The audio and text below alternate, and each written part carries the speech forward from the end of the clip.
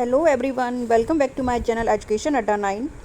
और आज का ये जो चैप्टर है हमारा cell cycle and cell division से असर्शन और रीज़न के क्वेश्चन पूछे गए हैं, क्योंकि आजकल जो एग्ज़ाम में इस तरह का पैटर्न बहुत ज़्यादा लिया जा रहा है कि इसमें आपको स्टेटमेंट दिया जाएगा असर्शन का और दूसरा स्टेटमेंट दिया जाएगा रीज़न का, और इसको आपको बताना है कि कौन सा असर्शन जो है वो उसका जो रीज़न है वो करेक्ट उसको एक्सप्लेन कर रहा है या नहीं कर रहा है। तो इसके कुछ 4 ऑप्शन दिए गए हैं। इसमें पहला ऑप्शन ये बताता है कि अगर दोनों ही असर्शन और रीज़न सही हैं तो मीनिंग इसका रीज़न जो है वो असर्शन को करेक्ट एक्सप्लेन करता है। दूसरा ऑप्शन बी है कि बोथ असर्शन और रीज़न दोनों ही सही हैं, लेकिन जो रीज़न है उसका वो करेक्ट एक्सप्लेन नहीं करता है असर्शन को। जबकि सी जो है ऑप्शन, इसमें असर्शन और रीज़न दोनों ही कैसे हैं, असर्शन तो सही है लेकिन रीज़न जो है उसका वो फॉल्स है। और डी दिया गया है कि बोथ असर्शन और रीज़न कैसे हैं, फॉल्स होंगे। तो आपको यहाँ पर पहला देखना है कि इसमें कौन सा ऑप्शन आपका लगेगा। तो पहला असर्शन ये है कि interface is a resting stage, और रीज़न इसका दिया गया है कि the interface cell is metabolically inactive. देखिए इंटरफेस जो होती है वो कैसी है, रेस्टिंग स्टेज है। ये बिल्कुल ही सही है इसका असर्शन, क्योंकि इसमें no apparently activity of to cell division. Cell division के उसमें कोई भी इसकी अपरेंट जो है वो एक्टिविटी नहीं दिखाई पड़ती है। लेकिन रीज़न जो बताया गया है कि इंटरफेस जो सेल इज़ मेटाबॉलिकली इनएक्टिव, ठीक है। तो मेटाबॉलिकली कैसी है, इनएक्टिव। तो इनएक्टिव तो नहीं होगी, क्योंकि इसमें आपकी एक एस फेज़ होती है जिसमें डीएनए का रेप्लिकेशन होता है, इसलिए मेटाबॉलिकली कैसी होगी, एक्टिव होगी। तो यहाँ पर जो इसका करेक्ट आंसर जो होगा वो यहाँ पर सी लगेगा कि असर्शन तो ट्रू है लेकिन रीज़न कैसा है इसका, फॉल्स है। सेकंड इसका है कि histones are basic protein of major importance in packaging of eukaryotic DNA, so and histones comprises chromatin forming the bulk of eukaryotic chromosome. हाँ, ये प्रोसेस जो है यूकैरियोटिक क्रोमोसोम्स में हो रही है, यूकैरियोट्स में हो रही है, और यहाँ पर सीधा सीधा जो इसका संबंध है वो डीएनए पैकेजिंग से है। और तो यहाँ पर जो रीज़न इसका दिया गया है कि histones are major type H1, H2A and H2B, H3 and H4, ठीक है।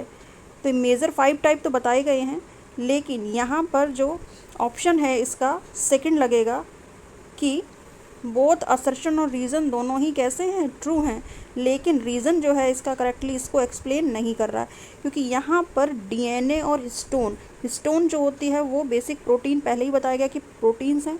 तो डीएनए और प्रोटीन्स मिलकर क्या बना रहे हैं, न्यूक्लियोसोम।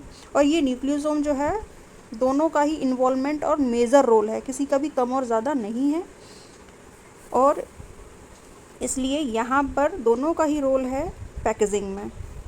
तो अकेला हिस्टोन का रीज़न दिया है तो ये गलत है। तो ऑप्शन इसका बी हो जाएगा कि असर्शन सही है लेकिन रीज़न इसको करेक्टली एक्सप्लेन नहीं कर रहा है। इसका क्वेश्चन 3 है, असर्शन क्या है कि DNA synthesis occur in G1 G2 period of cell cycle. जैसा कि हम जानते हैं कि डीएनए सिंथेसिस जो होती है वो G1 G2 period, cell cycle की G1 G2 पीरियड में नहीं होती, क्योंकि ये कैसे हैं, ये एक तरह के चेक पॉइंट हैं, ठीक है। और डीएनए की जो सिंथेसिस है वो कहाँ होगी, एस फेज़ में होगी।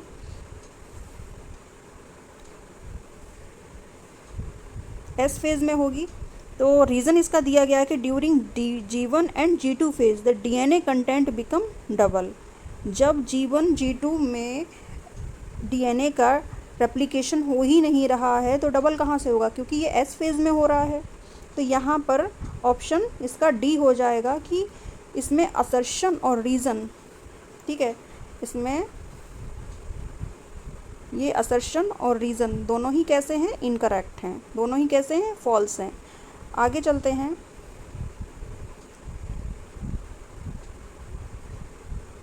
फोर्थ असर्शन क्या है कि due to inactivation of cell cycle some cells undergo the G0 phase, ठीक है। हाँ, ये बात सही है कि ड्यू टू इनएक्टिवेशन, सेल की इनएक्टिवेशन के कारण जो है कुछ जो सेल्स हैं वो कैसी हैं, G0 फेज़ में चली जाएंगी, क्योंकि G0 रीज़न दिया गया है कि G0 फेज़ अकर तभी होगी कि जब नॉन अवेलेबिलिटी ऑफ माइटोजन, यहाँ पर जो है सेल डिवाइड करने वाला जो फैक्टर्स होते हैं, माइटोजन्स होते हैं और एनर्जी रिच कंपाउंड्स होते हैं, वो अगर नहीं होते हैं तो सेल्स कहाँ चली जाएगी, G0 फेज़ में जाएगी। इसलिए यहाँ पर इसका ऑप्शन ए दोनों ही सही है, यानी असर्शन को रीज़न जो है उसका करेक्टली एक्सप्लेन कर रहा है। आगे चलते हैं। Assertion 5, G1 phase is the interval between mitosis and initiation of DNA replication. और रीज़न इसका दिया गया है, the cell is metabolically inactive during G1 phase. ठीक है, तो यहाँ पर असर्शन जो है G1 फेज़ जो है वो इज़ द इंटरवल है between the mitosis and initiation of DNA replication. ठीक है, और रीज़न इसका दिया जा रहा है कि सेल जो है मेटाबॉलिकली इनएक्टिव होगी ड्यूरिंग G1 फेज़। तो यहाँ पर ऑप्शन इसका होगा सी, कि असर्शन तो सही है लेकिन रीज़न कैसा है उसका, फॉल्स है। ठीक है, आगे चलते हैं। Assertion 6, the cell growth results in disturbing the ratio between the nucleus and cytoplasm. ठीक है, एंड द माइटोसिस, रीज़न इसका है कि mitosis helps the cell to restore the nucleocytoplasmic ratio. ये सही है असर्शन इसका कि सेल ग्रोथ जो है, सेल ग्रोथ जब हो रही है तो रिज़ल्ट उसका ये है कि उसका डिस्टर्बिंग का मतलब ये है कि डिस्टर्बिंग नहीं होगा, यहाँ डिस्ट्रीब्यूटिंग होगा, कि यहाँ पर जो रेशियो है न्यूक्लियस और साइटोप्लाज्म का जो रेशियो है उसका डिस्ट्रीब्यूशन हो रहा है, नॉट डिस्टर्बिंग। तो रीज़न भी इसका सही है कि माइटोसिस जो है वो हेल्प करता है इस सेल को कि रिस्टोर करके रखे कि न्यूक्लियोसाइटोप्लाज्मिक रेशियो को, तो करेक्ट है ये। तो assertion is right and reason is correctly explain the assertion।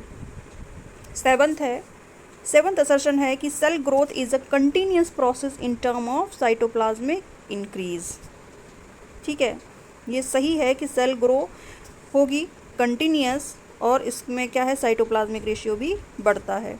Reason क्या है कि DNA synthesis occur only during 2 specific stages in the cell division. 2 specific stages तो नहीं, यहाँ पर इंटरफेज़ की ही जो एक स्टेज होती है एस फेज़, उसमें ही सेल डिवीज़न होता है।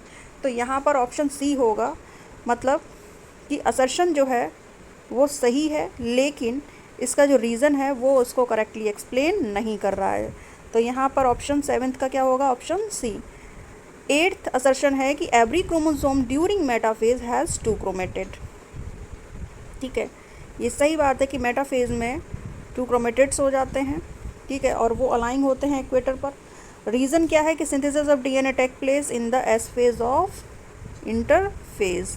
हाँ, ये भी सही है क्योंकि एम फेज से पहले आपका G2 चेक पॉइंटर, उससे पहले आपकी एस फेज आती है, तो ये सब हो चुका होता है। तो यहाँ पर जो ऑप्शन है वो आपका ए हो जाएगा कि बोथ असर्शन और reason are true, reason is correctly explain the assertion. 9th assertion है कि mitosis maintain the genetic similarity of somatic sales.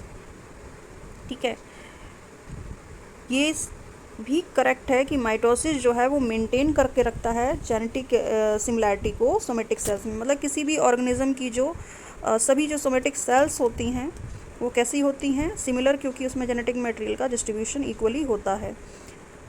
और रीज़न इसका दिया गया है कि chromosomes do not undergo the crossing over, क्योंकि क्रॉसिंग ओवर यहाँ तो नहीं होगी। क्रॉसिंग ओवर कहाँ होती है, मियोसिस डिवीज़न में, तो माइटोसिस में तो क्रॉसिंग ओवर नहीं होती है।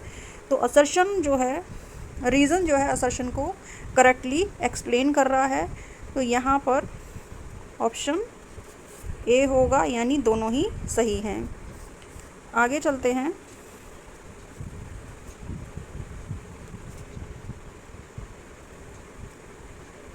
Assertion 10, the karyokinesis occur in M phase.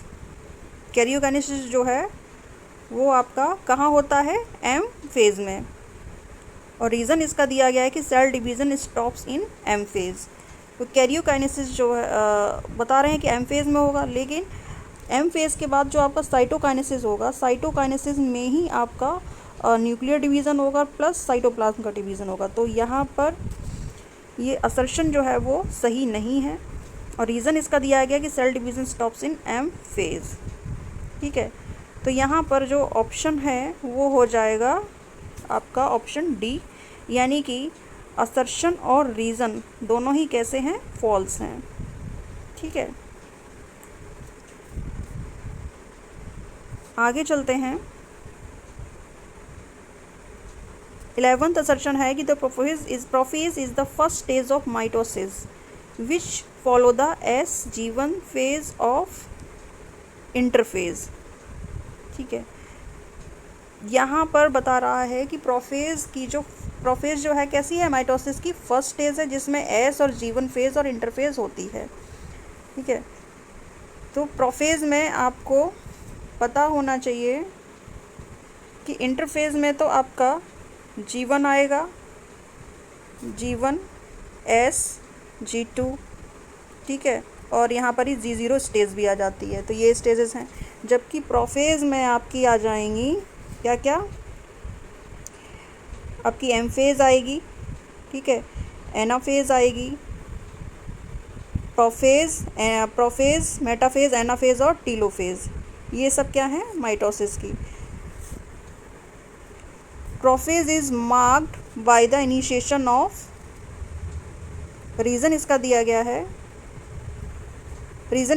कि प्रोफेज जो है वो मार्क्ड होगा by the initiation of cluster of chromosome. हाँ, लेकिन ये करेक्टली एक्सप्लेन नहीं कर रहा है असर्शन को। तो यहाँ पर जो ऑप्शन होगा वो डी होगा, क्योंकि असर्शन और रीज़न जो है वो दोनों ही कैसे हैं, इनकरेक्ट हैं। 12th असर्शन है कि during anaphase centromere of each chromosome split and chromatids separate. ठीक है, और रीज़न दिया गया है कि chromatids moves to opposite pole. तो यहाँ पर जो है ऑप्शन होगा आपका, यहाँ पर ऑप्शन होगा बी। बोथ असर्शन और रीज़न दोनों ही ट्रू हैं, बट रीज़न जो है वो करेक्टली एक्सप्लेन नहीं कर रहा है 12th वाले को। ठीक है, यहाँ पर सेंट्रोमियर जो होते हैं, विद सेंट्रोमियर जो हैं वो अपोजिट पोल की तरफ रिपल्सिव और मतलब पुल हो रहे होते हैं। ठीक है, यहाँ पर इसलिए ऑप्शन डी होगा।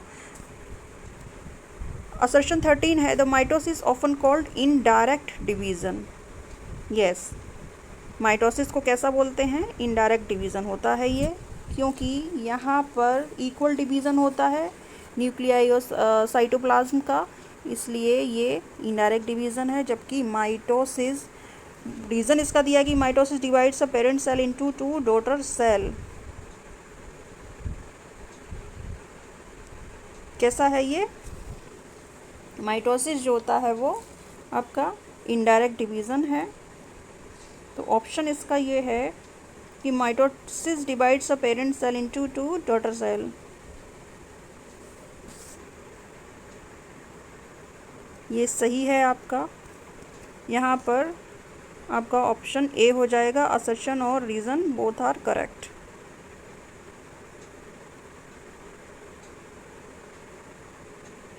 माइटोसिस इज असर्शन 14 है, mitosis is important is in the life of an organism specially in the growth of multi cellular organism. तो यहाँ पर सही बात है कि माइटोसिस का बहुत बड़ा रोल है लाइफ में, क्योंकि सेल ग्रो करती है और इक्वली डिवाइड होती है। और रीज़न इसका दिया गया है कि माइटोसिस रिस्टोर द न्यूक्लियस, क्योंकि ये जो माइटोसिस जो है वो इसमें न्यूक्लियस और साइटोप्लाज्म दोनों का ही रेशियो कैसा है, वो मेंटेन रहता है। ठीक है, असर्शन 15 है, तो 14 का इसमें आंसर ए हो जाएगा। इसमें असर्शन और रीज़न दोनों ही करेक्ट हैं, और रीज़न जो है इसका करेक्टली एक्सप्लेन कर रहा है असर्शन को। 15th असर्शन नंबर 15 है कि in animal cell the cytokinesis is marked by the appearances of furrow in plasma membrane. And reason इसका दिया गया है कि in plant cell the formation of the new cell wall start with the formation of simple precursor called cell plate. Assertion बिल्कुल सही है कि animal cell में जो साइटोकाइनेसिस जो होती है वो मार्क्ड होती है, उसमें एक फरो का फॉर्मेशन होता है इन प्लाज्मा मेम्ब्रेन में, जबकि रीज़न इसका प्लांट सेल। अब देखिए असर्शन में एनिमल सेल की बात की गई है और रीज़न में प्लांट सेल की बात की गई है, तो जाहिर सी बात है कि यहाँ पर ऑप्शन होगा बी, क्योंकि असर्शन सही है लेकिन जो रीज़न है वो उसका करेक्टली उसको एक्सप्लेन नहीं कर रहा है, क्योंकि बात यहाँ पर हो रही है एनिमल सेल की। असर्शन एनिमल सेल का दिया जा रहा है और रीज़न प्लांट सेल का दिया जा रहा है। रीज़न जो है अपने आप में रीज़न भी सही है, क्योंकि प्लांट सेल में जो फॉर्मेशन होता है वो सेल वॉल से स्टार्ट होता है और जिसका जो प्रिकर्सर होती है वो उसको कहेंगे सेल प्लेट। ठीक है, सेल प्लेट या फिर कह सकते हैं उसको phragmoplast, composed of antiparallel bundle of microtubules. अगला जो असर्शन है कि meiosis results in the production of haploid cell. Meiosis जो है उससे हैप्लॉइड सेल्स बनती हैं, ये सही बात है, लेकिन जो सिनेप्सिस जो है वो अकर्स ड्यूरिंग द लैप्टोटीन स्टेज। नहीं, सिनेप्सिस जो है वो आपकी जाइगोटीन स्टेज में होगी और यहाँ पर क्या होती है, पेयरिंग होती है। इसलिए तो असर्शन अपने आप में सही है, लेकिन जो रीज़न जो है वो उसका करेक्टली एक्सप्लेन नहीं हो रहा है, तो इसका ऑप्शन सी होगा। ठीक है, तो ऑप्शन सी दिया गया है आपका कि assertion is true but reason is false. Reason कैसा है उसका, गलत है, जबकि बी में ऐसा था कि असर्शन सही होता था, रीज़न नहीं। रीज़न जो है, रीज़न भी सही होगा लेकिन उसको एक्सप्लेन नहीं कर रहा सही, लेकिन यहाँ पर रीज़न ही गलत दिया गया है कि सिनेप्सिस जो है वो हो रहा है ड्यूरिंग लैप्टोटीन। नहीं, ये हो रही है जाइगोटीन स्टेज में। अगला असर्शन है 17, meiosis second is known as a equational और होमोटाइपिक डिवीज़न। ठीक है, सही बात है, इसको इक्वेशनल और होमोटाइपिक डिवीज़न ही कहते हैं। और रीज़न इसका है कि meiosis second produces same number of chromosome in cell. तो यहाँ पर इसका ऑप्शन ए सही हो जाएगा कि असर्शन और रीज़न जो हैं वो दोनों ही करेक्ट हैं और रीज़न जो है उसका करेक्टली एक्सप्लेन कर रहा है असर्शन को। तो आई होप यहाँ तक आपको ये स्टेटमेंट वाइज क्वेश्चन की सीरीज़ अच्छी लगी होगी, और इस तरह के अगर आपको और भी वीडियोस चाहिए तो प्लीज़ कमेंट बॉक्स में बताएं, लाइक करें, शेयर करें एंड सब्सक्राइब करें चैनल को। Thank you for watching video.